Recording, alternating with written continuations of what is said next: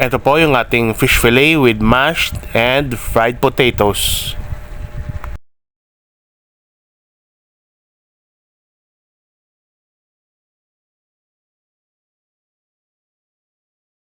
Ito po yung procedure.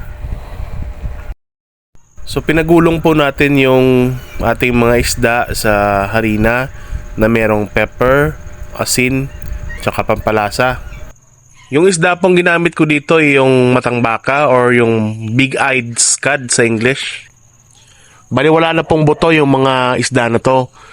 Naghiwa tayo ng kapiraso sa laman. Tapos iniwan natin yung ulo tsaka yung buto. So bali laman lang yung kinuha natin. So pagkatapos po ng prosesong ito, ididip natin siya sa itlog. Tapos i-coat natin ulit sa breadcrumbs para maging breaded siya. So yung homemade fries natin, pagulungin din natin doon sa parehong harina na ginamit natin sa isda. So para naman sa ating mashed potato, ito yung mga panghalo natin. Yung ating patatas na nilaga, durugin muna natin. So kung nadurog na natin lahat, ilagay na natin yung ating asin, tsaka yung ating black ground pepper.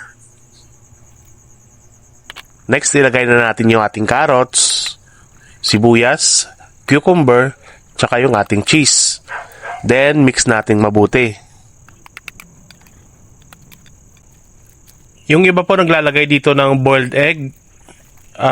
Sa akin, ito na lang ilalagay ko, yung real mayonnaise, kasi yari din to sa itlog eh. So, medyo dinamihan kong lagay dito para sa consistency ng ating mashed potato. Gusto ko kasi medyo mamasa-masa siya. Ayoko kasi nung napaka dry. So medyo dinamihan ko. Yan, okay na yan.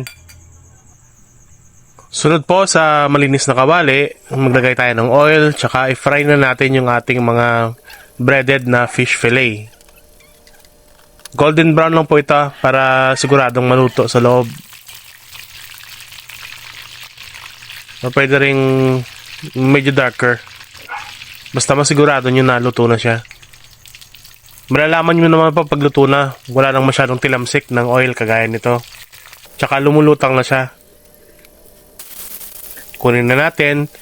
Tsaka ilagay natin yung patatas panghuli.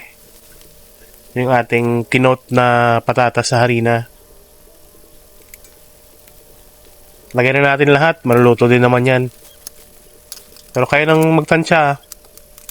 Sa akin kasi isang malaking patatas lang yung ginawa kong fries. Same pa rin po, golden brown. Saka natin hanguin. Reminder ko lang guys kung may makita kayo na kulang or iba sa mga procedure at mga ingredients ko, paalala ko lang na nag-invent tayo dito or nag-improvise kung anong ingredient lang yung nandyan, yung ginagawa natin. As always, titikpan natin.